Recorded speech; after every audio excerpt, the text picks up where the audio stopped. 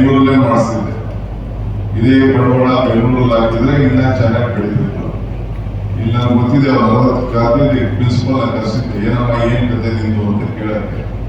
45,000 ತಗೋತಾ ಇದೀವಿ ಸರ್ ಅಂತ. 45,000ಕ್ಕೆ ಟೀಚರ್ಗಳು ಸಂಬಳ ಕೊಡೋಕ್ಕಾಗೋದಿಲ್ಲ, ಒಳ್ಳೆ ಟೀಚರ್ಸ್ ಕೊಡೋಕ್ಕಾಗೋದಿಲ್ಲ. ಒಳ್ಳೆ ಶಿಕ್ಷಣ ಕಲಿಸ್ಬೇಕಾದ್ರೆ ಬೇಕಾದಷ್ಟು ಒಳ್ಳೆ ಕ್ವಾಲಿಟಿ ಟೀಚರ್ ತರಬೇಕಾದ್ರೆ ಅವರು ಚೆನ್ನಾಗಿ ಸಂಬಳ ಕೊಟ್ಟರು ಮಾತ್ರ ಬರ್ತಾರೆ. ಇವತ್ತು ಯಾರು ಏನು ಕಡಿಮೆ ಇಲ್ಲ. ನಿಮ್ಮ ಮಂಡ್ಯ ಶಿಕ್ಷಣ 17ನೇ ಸ್ಥಾನ ಕೊಟ್ಟೋಗಿದೆ. ಅದನ್ನ ಮೇಲೆ ಎತ್ತಬೇಕು. ಹಿಂದೆ ಎಲ್ಲ ಘಟಾನುಘಟಿ ಲೀಡರ್ಗಳೆಲ್ಲ ಒಂದ್ ಕಡೆ ಮಾದೇಗೌಡರು, ಒಂದ್ ಕಡೆ ಶಿಲ್ಪೇಗೌಡರು, ಒಂದ್ ಕಡೆ ಎಸ್.ಎಲ್. ಕೃಷ್ಣರವರು, ಇನ್ನೊಂದು ಸಂಸ್ಥೆಯವರೆಲ್ಲ ಸೇರಿ ಮಂಚೇಗೌಡರು ಎಲ್ಲ ಬಹಳ ಜನ ಎಲ್ಲ ಶಿಕ್ಷಣ ಸಂಸ್ಥೆಯನ್ನ ಕಟ್ಟಿದ್ದಾರೆ ಈ ಒಂದು ಜಿಲ್ಲೆಯಲ್ಲಿ. ಆದ್ರೆ ಅಷ್ಟು ಸುಲಭ ಅಲ್ಲ. ಈಗ ನಾಗೇಗೌಡರು ಕೂಡ ಕಟ್ಟಿದ್ದಾರೆ, ನನಗೂ ನೆನಪಿದೆ, ಯಾವ ವಸ್ತು ಬಂದಿದ್ದಾರೆ. ಸೊ ಕಟ್ಟಿರೋದು ಅಷ್ಟು ಸುಲಭವಾದ ಕೆಲಸ ಅಲ್ಲ ಸಂಸ್ಥೆ ನಡೆಸುವಂಥದ್ದು.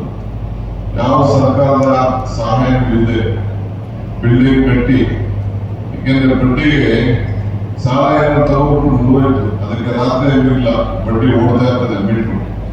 ಹಂಗೆ ಬಹಳ ಕಷ್ಟ ಸಂಸ್ಥೆ ನಡೆಸುವಂಥದ್ದು.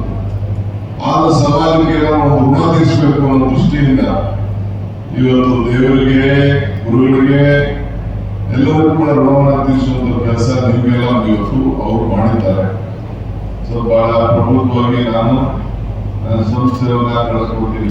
ಏನೇನು ಫಿಲ್ಅಪ್ ಮಾಡಬೇಕು ಫಿಲ್ಅಪ್ ಕರೆಸ್ಕೊಂಡು ಯಾವ ರೀತಿ ಗೈಡೆನ್ಸ್ ಸಿಕ್ಕ. ನನಗೂ ಈ ಶಿಕ್ಷಣಕ್ಕೂ ಒಂದು ದೊಡ್ಡ, ಯಾಕಂದ್ರೆ ನಾನೆಲ್ಲ ಗ್ರಾಜುಯೇಟ್ ಆಗಿಲ್ಲ.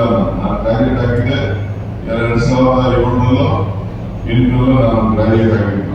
ಕಾಲೇಜ್ ಹೋಗೋಕೆ ಟಿಕೆಟ್ ಕೊಟ್ಬಿಟ್ಟು ನನಗೆ. ಸೊ ಆಗ ನಾವೆಲ್ಲ ರಾಜಕಾರಣ ಮಾಡ್ಕೊಂಡು ಸರಿಯಾಗಿ ಓದಿಲ್ಲ.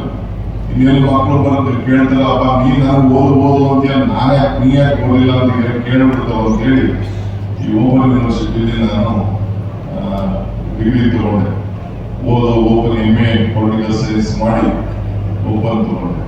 ಕೃಷ್ಣ ಸಂಪುಟದಲ್ಲಿ, ಬಂಗಾರಪ್ಪನ ಸಂಪುಟದಲ್ಲಿ ಕ್ಯಾಬಿನೆಟ್ ಮಿನಿಸ್ಟರ್ ಮಂತ್ರಿ ಆಗಿದೆ. ಆಗ ಅದಕ್ಕೆ ಅಷ್ಟು ಸಂತೋಷ ಆಗಿಲ್ಲ. ಅಲ್ಲಿ ಮೈಸೂರು ಓಪನ್ ಯೂನಿವರ್ಸಿಟಿಗೆ ಹೋಗಿ ನಾನು ಗ್ರಾಜುಯೇಟ್ ಆದ ದಿನ ನನಗೆ ಅದು ಅತಿ ಹೆಚ್ಚು ಸಂತೋಷವನ್ನ ತದಂತ ದಿನ ಅಂತ ನಾನು ಕೇಳ್ಕೊಳ್ಳಿಕ್ಕೆ ನನಗೆ ಬಹಳ ಹೆಮ್ಮೆ. ಏಕೆಂದ್ರೆ ಇವತ್ತು ನಮ್ಮ PM ಪಬ್ಲಿಕ್ ಶಾಲೆ, ಇಲ್ಲಿ ಒಂದು CBSE, ಇವತ್ತು ನಮ್ಮ ಮಕ್ಕಳು ಯಾರು ಗ್ಲೋಬಲ್ ಮಟ್ಟಕ್ಕೆ ಇವತ್ತು ಕಾಂಪೀಟ್ ಮಾಡಬೇಕು.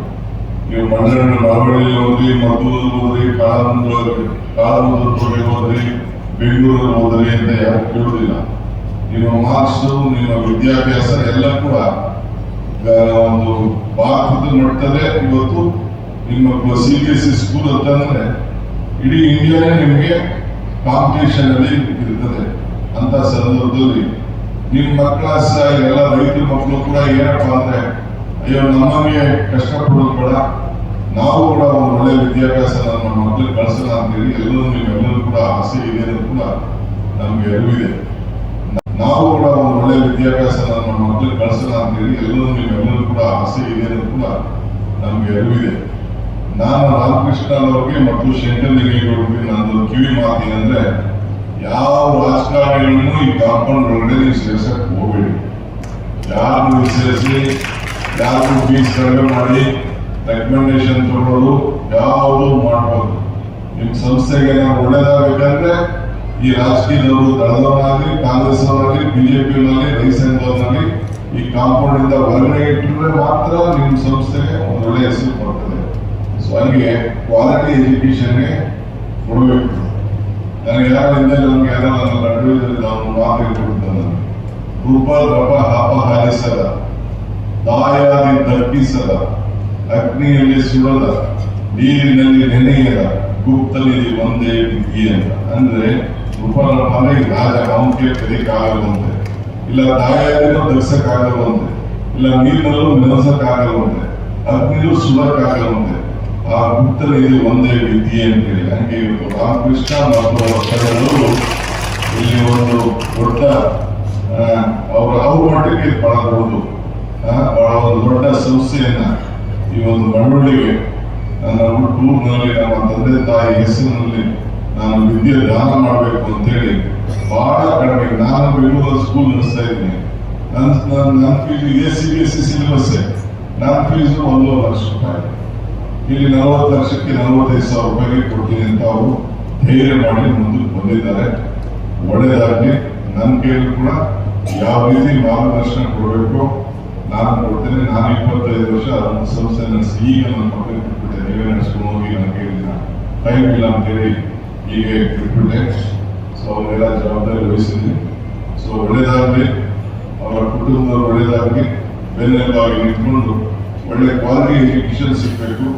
ನೀವು ಕೂಡ ನಾನು ಹೇಳ್ತಾ ಇದ್ದೀನಿ, ಯಾರು ಕೂಡ ಇಲ್ಲಿ ಪೇರೆಂಟ್ಸ್ ನಾನು ಕಡಿಮೆ ಕೊಡಿ, ಫೀಸ್ ಜಾಸ್ತಿ ಆಗಬೇಕು. ಹೆಚ್ಚಿನ ವಿಡಿಯೋಗಳಿಗೆ ಪ್ರತಿಧ್ವನಿ ಯೂಟ್ಯೂಬ್ ಚಾನೆಲ್ ಸಬ್ಸ್ಕ್ರೈಬ್ ಮಾಡಿ, ಬೆಲ್ ಐಕಾನ್ ಕ್ಲಿಕ್ ಮಾಡಿ.